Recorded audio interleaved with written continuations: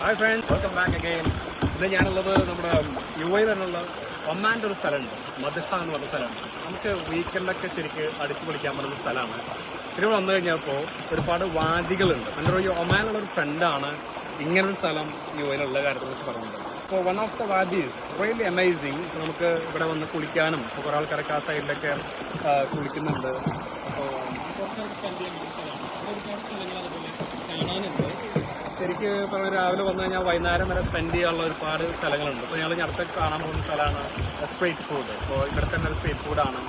ശരിക്കും വരുമ്പോൾ സൂക്ഷിക്കേണ്ട ഒരു കാര്യം എന്ന് വെച്ച് കഴിഞ്ഞിട്ടുണ്ടെങ്കിൽ മൊബൈലൊന്നും വർക്കാവില്ല. കാരണം UAEയുടെ സ്ഥലമാണ്. അറൗണ്ട് ഒരു 4000 ഫാമിലീസ് ശരിക്കും ഇവിടെ ഉണ്ടെന്നാണ്, ഒമാനി ഫാമിലീസ് ഉണ്ടെന്നാണ് പറയുന്നത്. പക്ഷെ ഇവിടെ വരുമ്പോൾ നിങ്ങൾക്ക് പ്രത്യേകം ഒരു ഡിഫറൻസ് മനസ്സിലാവും. കാരണം UAEയിലുള്ള ആ ഒരു അതല്ല ശരിക്കും ഇവിടെ. ശരിക്കും പ്യുവർലി ഒരു ഒമാൻ തന്നെയാണ്.